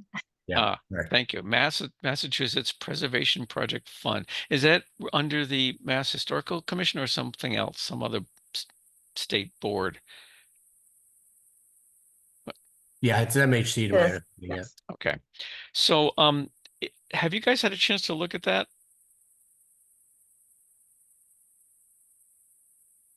Anyone? Because it came in kind of late. Andrew, is it going to end by Andrew? I thought Andy will mean Andy Port. Andrew will be Andrew Bernhardt. So Andy, is it going to throw a spanner in the works, as they say in England, if we spend a little more time reviewing that and make a formal vote at our next meeting as to whether we want to sort of sign off on that? I'm not sure if I could offer anything on that. I don't know. What the the various timeframe. timelines are. And stuff. Yeah, sorry, I apologize. I don't know the specific timeframes myself. Okay. So Okay. I All do right. believe that they are trying to submit tomorrow. all right. Well, that's Yeah. thanks, Caitlin, for clarifying. Yep. So they were hoping that the board would be able to do it tonight in one way or another in order to chime in. Is that the I don't know whether they were expecting something in writing from Glenn then tomorrow? Was that the working assumption? We do have our grant writer, Nancy London, did draft a letter here. Okay. Yeah. For So review. It was, submitted somewhat late, maybe 2 days ago. So, but I think this opportunity has just been decided on recently. So did the Yeah. members, I don't know whether the members had a time to read it, and I think, Caitlin, correct me if I'm wrong, but I think there's an assumption here, right, that there's a preservation restriction. Would it be imposed as part of this as well, if that were to be granted? Is that right? Exactly. And I just double checked that. So if we were to accept funds, then a requirement would be to put a preservation restriction on the Mal property. And yeah, so see, my problem is that it raises a couple of questions. For example, the preservation restriction, would it be preserving it in the form it would be when they're done with the restoration? Or you know Yeah, what I mean? Glenn, Caitlin and I had a conversation. I don't think I had a chance to talk with Kim Turner, who's the project manager. Mhm. But that was my first reaction as well, was, and I imagine that for, say, a PR, there was obviously discussion about the project, Mhm. and various people had weighed in on it. But my concern was just that when you just start discussing a preservation restriction, you get into the details of what are the Sure. allowances and things that aren't allowed. You're right into that type of discussion, and it's not 100% clear. I guess my assumption is that the administration would want it to be based on incorporating the conditions of the project that they'd like to do, as opposed to conditions as they are today, and then something to end the road. I imagine they'd want to either, with a typical PR, you might have things that are authorized at the time of the PR as opposed to things that Mhm. later. And I imagine that the approach that they'd like to take, I'm not running the project, but I imagine that they'd like to take the tack that it's a preservation restriction as it is today, plus the improvements they'd like to do for the project, and then with a PR extending forward from there with those conditions already been authorized, so to speak. But again, I'll defer to them on that, beyond Yeah. there. Yeah. Yeah. And yeah, that's kind of key, because I know, for example, it does the whole PR issue. Like I don't think there's a resident in Newburyport that's opposed to, fixing up the mall, right? And the frog pond, cleaning up the frog pond and all that. But it's like, as you say, when you get into the details, things can get complicated. But in the case, especially in the case of a preservation restriction, because now you've got this legally binding document that's in perpetuity, presumably, and all this stuff. And I know that there are so it raises a number of questions. Okay, which plan exactly are we registering as like the baseline documentation? Like, for example, I know the courthouse, some of the folks are hoping that someday maybe they could restore that back to the original design, because it's been modified, but maybe, I don't know. So that's at least a question. There's questions of, uh, how, do we have uh, adequate research on what the original plans were? I think we are lucky to have some of the original plans for the whole sort of park, mall, whatever, and Frog Pond area, as to that was it Charles Elliott, the landscape architect, what he did in terms of, it lays out where the paths should be and where the trees should be and all that. And, it's not wildly different than what we have today, but there are certainly differences. So I'd love to be able to kind of get a better handle on that whole aspect of things. But I'm certainly, I certainly would have no problem, and I can include it in the meeting notes, or that I normally do after the meeting, that well, I'll ask the commission first, of course, but that in spirit, we would like to see the mall preserved and improved and all that. But I don't want to speak for the whole board. I mean, does anyone have any issue with what I just summarized in terms of my feeling for what the historical commission would feel about the whole Mal project and Frog Pond project? Well, I guess I'm just confused as far as where are we trying to just get approval for this letter of recommendation for this funding? But is that funding then also dependent on having this? Yeah, in this essence, restriction? to receive this grant, some grants have, various different requirements. In this case, the PR would have to be incorporated. Obviously, the assumption is here, the grant is awarded, but it's conditional upon that PR being finalized and recorded, right? Beyond that, I would just assume it's like Glenn said, just that, like we're just saying, it just that you're into your usual sort of framework and discussion for what's allowed, what's not allowed, what might need to be reviewed by the commission at a later date. So given the Bartlett Mow and the project plans and the discussions that we've seen over the last year or two, it might take a while to work through some of that, or it might be straightforward depending on whether or not there's agreement on the parameters. And I don't know whether Mass Historical would have any strong, opinions or preferences across that spectrum versus just the local discussion. So, Okay. yeah.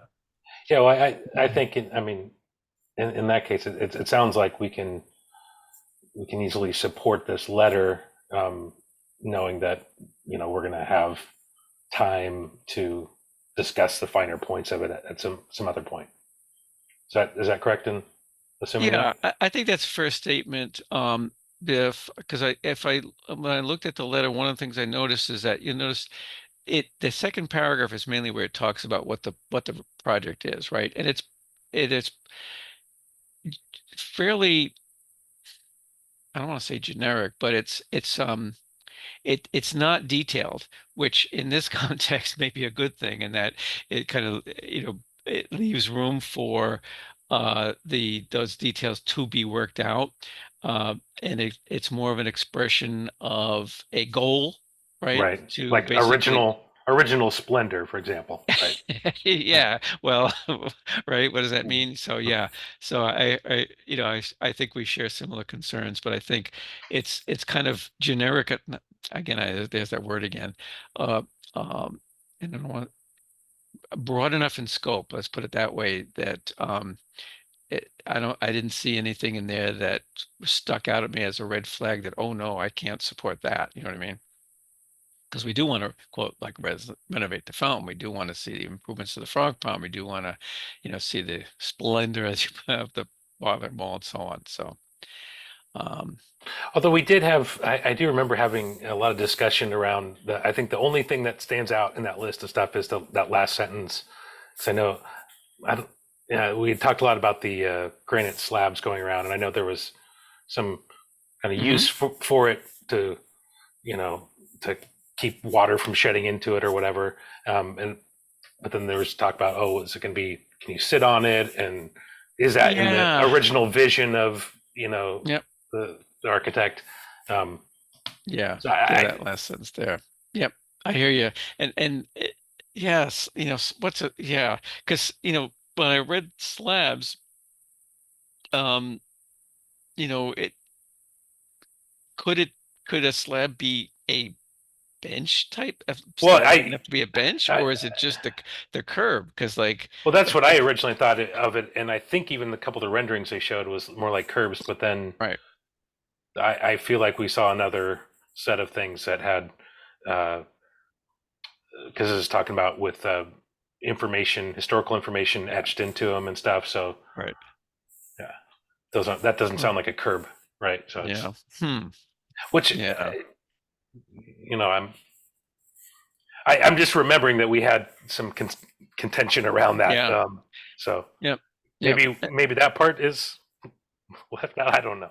Yes, now you've got me thinking it's a bit of a red flag as well, mainly because it sort of contradicts that childhood original design, which natural didn't have anything. Yeah, was to look. The curb was kind of important for erosion and this and that, and have a stable shoreline, etc. But I don't think there was any intention that there be like this, bench-like perimeter, that stuck up like that. And not in the original designs, as I understand it. But I'd have to go back and look at that. I think so, Andy. I don't know. I'm thinking we need to do a little more study, and maybe I'll set up a meeting with Kim to work through what the concerns are and see if she can specify. I'll leave it to you, of course. I imagine that given the time frame, if you happen to be able to do it, maybe you could reach out to Kim tomorrow morning and just kind of touch base or one way or the other. I realize some of these things obviously come with a scramble, and it's understandable here in context that the commission might want to discuss further. Yeah, I wonder, maybe Caitlin knows this. Is it possible, Caitlin, if they want to at least submit the paperwork, if tomorrow is like a deadline, get it in, and then augment it with a letter from us once we get that nailed down. Wonder if they can do something like that. Yeah, Caitlin, I don't know off the top of my head if whether a letter from the commission is required as a mandatory. My guess is it's like a lot of grants where you could technically you could possibly submit it after, as a supplemental piece of information. It's obviously ideal to have everything at the beginning, but I don't know if you happen to know that. I do not happen to know that. I think I just remember them saying they would like to include this letter. Yeah. I don't know. I didn't hear them say that it was a requirement, but I don't have that information right here. Yeah, it's probably It's not- understandable the timing that if you have it like 2 days Yeah. before the meeting, yeah. Yeah. And again, you could modify, the letter to say something like there's still details to be determined or worked out and, blah, blah, blah. But perhaps, again, it's obviously left to you, but thank you for if you were able to touch base with Kim, and I'm happy to, discuss with you guys, but Okay. Yeah. Yeah. I don't know the other funding sources that are being pursued, but I imagine there's a Okay. lot more. This is only 100,000 that would provide, so there was a larger number needed. Oh, only a mere 100,000.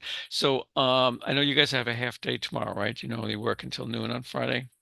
Yeah, I don't know whether Kim would be in the morning. I don't know.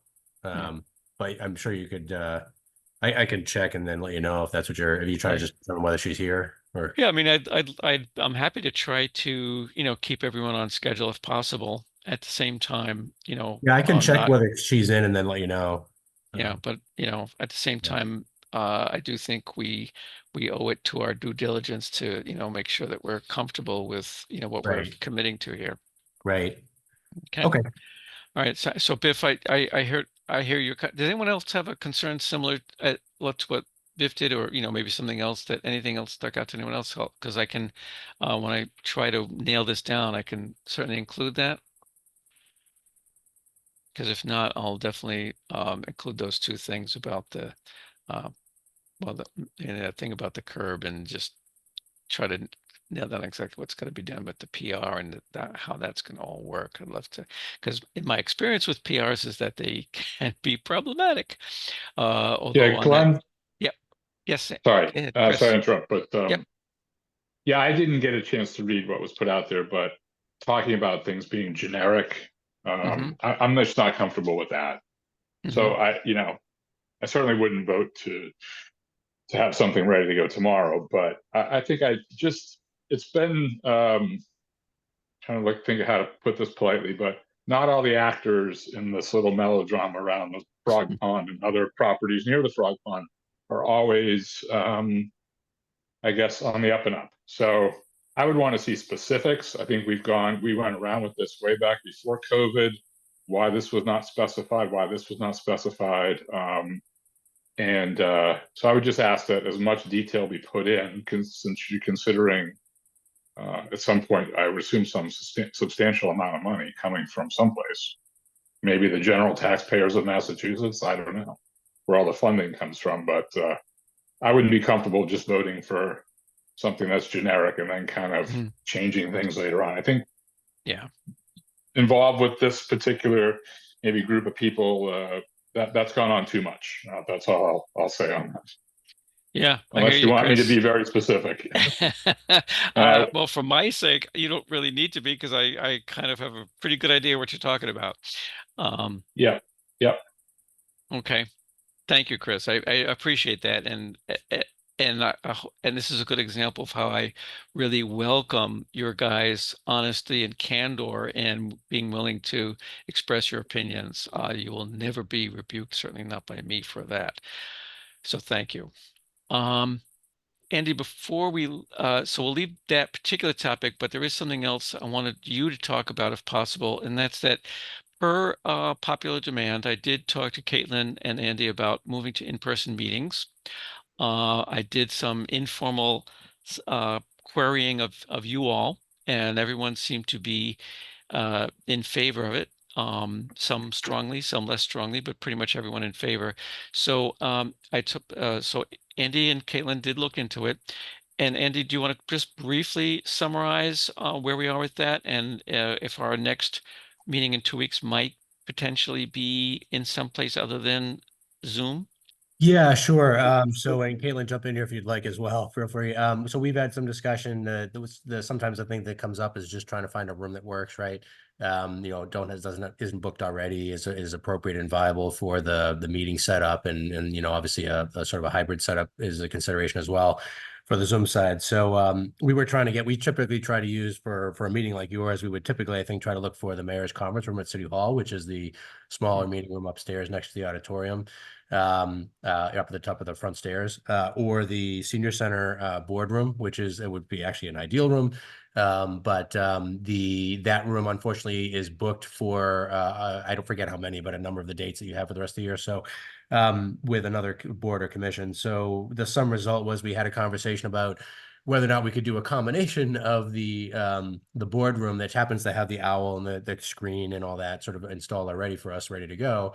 The function room downstairs does not have that and is a lot harder for us to get because of the events that are happening there. But there is a so-called computer room. Sometimes people call it other things, but the computer room next to the boardroom, which is not designed as well for board meetings. There are tables that can be put together in the middle, a little bit smaller, can function that way. It does have a screen, but it doesn't have the owl, so to speak, for the hybrid or the remote access. So we would have to either bring or have the custodian set it up there, which is essentially the work that has to be done when we have meetings downstairs. So the sum result is that we were trying to get one consistent place. We'd like to do it in a place where everything's kind of already installed and ready to go. It ends up being an inordinate amount of work for the custodians and us every time we have to assemble and disassemble everything with all these meetings happening. So the sum result is that we may, if you want to be in person, what we were, I think, primarily trying to avoid was a situation in which your meetings were sometimes at the senior center and sometimes at City Hall, and then having members sometimes forget or mistakenly show up at one place versus the other. That seemed, given that they're sort of across town, didn't seem to make sense to have that sort of scenario. So what we might have to do then, if you want to go back in person, is to try to get like the senior center, but use the two rooms, and then we might have a slightly imperfect room, that looks a little bit more like a classroom that's been reconfigured to function as a boardroom in the computer space on some days, and on the other days that we can actually get the boardroom there, then we would use that room, which is the preferable space.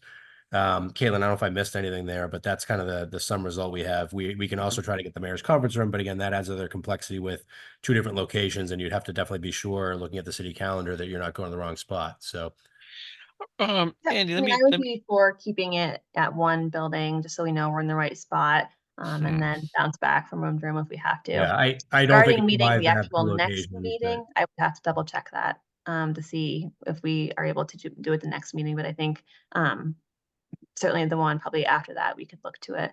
Yeah, my guess is Caitlin's right, that based on Yeah. this, the next one won't work, but the one after that would. But again, it comes down to this, preferred locations and what actually is available and the balance between them with you. So yeah. Exactly. Andy, let me see if I understood one thing about what you were describing on the room situation. I know I attended a meeting in the mayor's conference room recently, and I noticed, so there was that owl device there, and I was pretty impressed that was a hybrid meeting. There was, in fact, one of the panelists was remote, and it worked pretty well. So is that always that stays there, right? That wasn't set up just ad hoc. That owl set up in the mayor's yeah, so conference room. that's the kind of the thing that I'm dealing we're dealing with. I should say Caitlin and I, for the most part, we actually probably handle more of the hybrid or remote sort of meetings and so forth than anyone else in the city. So we end up having to do a fair amount of setup, and so the bottom line is, to your question, luckily in recent weeks or months, actually, the IT folks have set up permanently, so to speak, in the center of the boardroom table, the owl camera, and it's already plugged in, and the projector setup is already there. So that's a great room for us to use. Right. It's an ideal size, and it has everything set up for us. Right. When downstairs with the planning board and the ZBA, that requires the custodians to do a fair amount of setup because they have to remove everything for all the other functions happening there. And so it's not built in. So that also wouldn't be ideal for you, because I think you wouldn't necessarily need all that space, and they sometimes have larger functions. So so here, first of all, the downstairs space wouldn't necessarily be available for us anyway, but upstairs, the computer room does not have that built in. We can do that, but here, for instance, with the other board that's meeting in the boardroom that night, they do actually plan on using the owl there. So in effect, Caitlin and I would be bringing the backup, so to speak, remaining owl that we have in our backpack over to the senior center, setting it up in that computer room, and then taking it down again with the whole projector set up to. So it just, and this seems like small potatoes, but the thing is, it adds up for us and the custodians. We're trying to get to a room or setup where it's already, efficiently set up. And unfortunately, we just don't have money hasn't been spent to set up every potential meeting. Yeah. No, Andy, you're talking to someone who's done many, many years of audiovisual support work. So I know it's not a trivial exercise. So, so the boardroom, is the owl permanent there? The boardroom is permanently there, so that's obviously a preferred room. But when I did reach out to the chair of the other commission, asked if they could move to another room, and they made it clear that, which is perfectly fine. They had it reserved first. Was that they do actually plan on using the owl, so it wouldn't be easy for them to just move to the computer room, which would be great because they're actually planning on doing the same thing we are, which is having that access. So yeah. All right. So it sounds okay. So it sounds but I thought I heard you say that the boardroom would sometimes be available, or is it never available? Correct. It's available for some of the dates. It just wouldn't necessarily be all. And so we would have to juggle the two rooms, and on the less preferable dates, we would get the computer room. The furniture be kind of rearranged to make a table in the middle.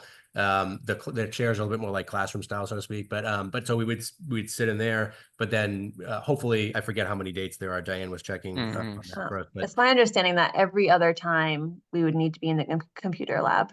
So you get the boardroom set up for, right.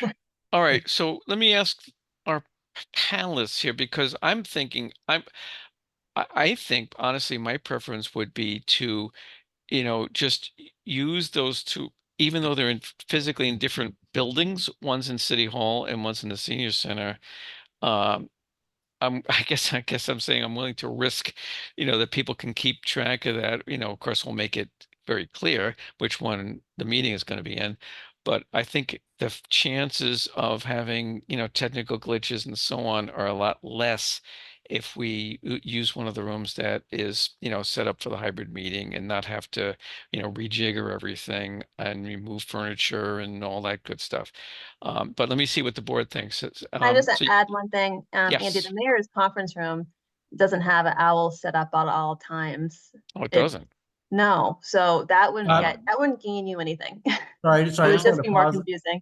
Yeah. Caitlin, sorry, can we just pause on that for a second? Sure. Because I know James set up the owl in the conference room and it's supposed to be there all the time. I just want to make sure I understand what you mean when you say that it's not there all the time. You mean the mayor's conference room in City Hall is set up for all the time for Zoom? Yeah, they put an owl. What James did was they put in the center of the table, just like in the berm of the senior center, there's an owl there now. Okay. Okay. Anyway, that was the sum result was that we were supposed to be able to use in both of those rooms and not have to bring this stuff and set up and not have to worry about it getting damaged, which was part of the problem we were seeing. So the custodians were kind of plugging things in. So at the end of the day, that room would, but again, that presents a situation in which we can't get the bird room this mayor's conference room every time, and you then have two buildings, which is, I think, not a good idea to have going back and forth between buildings, because you can't get the mayor's conference room for all of your dates. So you guys, so you really feel that these highly intelligent board members wouldn't be able to go to the right building? Well, let me. Yeah, sorry, I don't. That's not a. We're also talking about applicants as well, and architects. I see. Yes. Back and forth. Those pesky applicants. Yeah. It might cause confusion, whether for anybody, frankly. I see. I see. Oh, I know at our last CPC meeting, we had met in different rooms in the senior center, and several folks went up to the second floor, and we're down on the first floor. So people didn't pay attention to the email where it said we're meeting in this room. Yeah, I saw it, but not everybody did. So I think it is worth thinking about. But at least they were in the right building, right, Biff? Yeah. Okay, I hear you. And there isn't any other room in City Hall that's even can be used, I guess, is there? Yeah, I mean, there are some other spaces, not really at City Hall. I mean, that we have over the years used other spaces, like the police meeting room is not like right up. We've tried sometimes to work with other spaces that are even further from our control, like the library space that, you know, often ends up being used for other things and scheduled. So there are other spaces around the city. It's just that we typically, you know, But not in City Hall there's per typically a se. pot of rooms that we're working with that are more likely to be available to us and be able to, you know, book them and all Right. that. So Right. the other ones end up having less of the equipment we need and all that, and less likely Right. to be able to get them and all that. Right. So. And not within City Hall proper. Correct. Yeah. So, okay. And I had hoped to get over to the senior center to check out this computer room or whatever it is. Okay. Yeah, But we I definitely failed suggest to do taking a so. look, only because it's again, it could be done, but if you had a bigger meeting, you know, it doesn't work quite as well as, say, a boardroom or the function room downstairs, because it's designed more to be like a, you know, movable classroom chairs and configuration for other activities and things. So I would say it's probably larger though than the mayor's conference room at City Hall. That was going to be my next question, it is Caitlin. larger than that. It's Yeah. larger. Right. Yeah. Yeah. Yeah. I would think it would kind of have to be to have room for it to be anything remotely resembling a class of some sort. Yeah. Yep. Well, okay. So what do you guys think?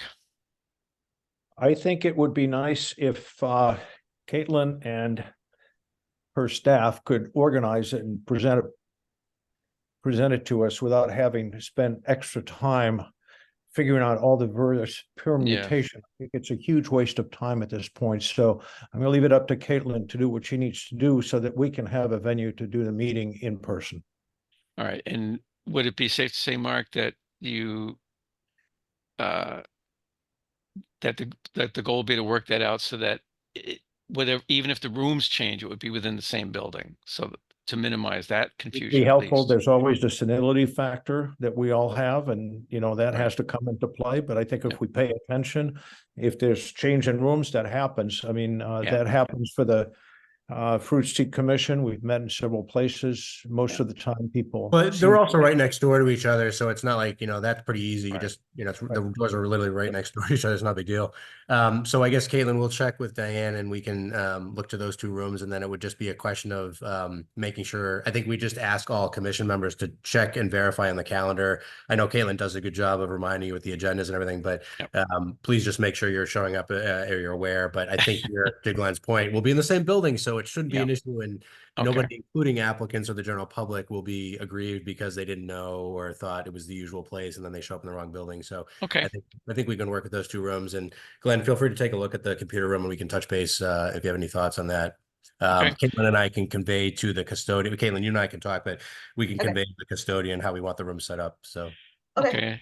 And you know, I think Mark's suggestion has merit. If we, you know, Caitlin's probably in the best position to try to figure this out. So sorry to give you that little task, Caitlin. Maybe not so little task, but no, but I think we're pretty much there. So I think okay, good. Thanks in advance then for helping us with that.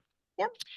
Okay, we're almost done. The last thing before adjourning is I do have just one quick update, and he's not here to hear it, but I had a thank you I wanted to express to Joe Morgan.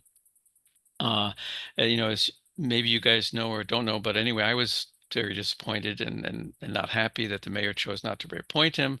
But I just want everyone to know how much I appreciated his work. Some of you may know, some may not, that early on he was very helpful with the Institution for Savings Project, which was a very large and complicated project. And he continued to be a really thoughtful presence on a lot of projects after that. He not only had that background and experience as an architect, but in my opinion, the most important thing was that he had a sincerity and an integrity, which with which he, you know, approached our work. And that was, to me, you know, something money just couldn't buy. So I really am going to miss that. I'll miss Joe. I'll miss his participation. So I just wanted to say that. If no one else has any issues, we can entertain a motion to adjourn. Chair, did I hear that properly, that the mayor didn't want to reappoint him? Is that what I heard? Yes. Okay. Or he opted to, for whatever. He said he wanted to, his given reason was that he wanted to give some other new people a chance to participate. So that's all. Anyway, Glenn, I have one quick question. yes. That email that you sent out that had talked about the post-World War II Mhm. stuff, Yep. I returned the link that the whole that those that modified version. I sent you the link of the actual whole Full report. Right. Did you get a chance to look at that at all? I I know. think well, yeah, I think I already, well, briefly, I actually had that already downloaded somewhere. That the same was the same thing, but like a different title pages or different cover or something like that. Right. But right. a lot of it seemed, strictly related to federal projects and highways going through, and like as you were saying earlier and so forth. So I tried to focus on this whole notion of what's historically significant or not in this particular context. Yeah, because the version I had that I had looked at that I included in the link, I'm like I said, it's a long document, but it's very interesting, and some of the points that I made came directly from that. Right. Yeah. Fascinating, and I was wondering if the other commissioners should take a look at it if they choose to read it. Would it be okay to broadcast the link out? Yeah, yeah, I agree. And it's interesting that we happen to be blessed here in Newburyport, where our mental idea of a historic house is a couple hundred years old. A lot of communities, out in the Midwest or whatever, something that's 50 years old is like historic. But anyway. Okay. All right. Okay. Any other comments? Or again, the floor is open to a motion to adjourn if someone wishes to so move. Motion to adjourn, Mark Sendron. Thank you, Mark. Somehow I suspected you might. Is there a second? I'll second that. I'll second it. 2 seconds. I heard Biff first. Okay. Is there any member not in favor of adjourning? Okay. Hearing just the crickets, I'll take that as unanimous approval to adjourn, and I'll bid you good evening. Yep. I see. Okay. This is the new waving Have a his good hands. night. Okay. Good night, everyone. Thanks Good for night. your Good night. comments, your attention, and all the work you do. Good night. Right. Good night. Good night. Good night. Good night.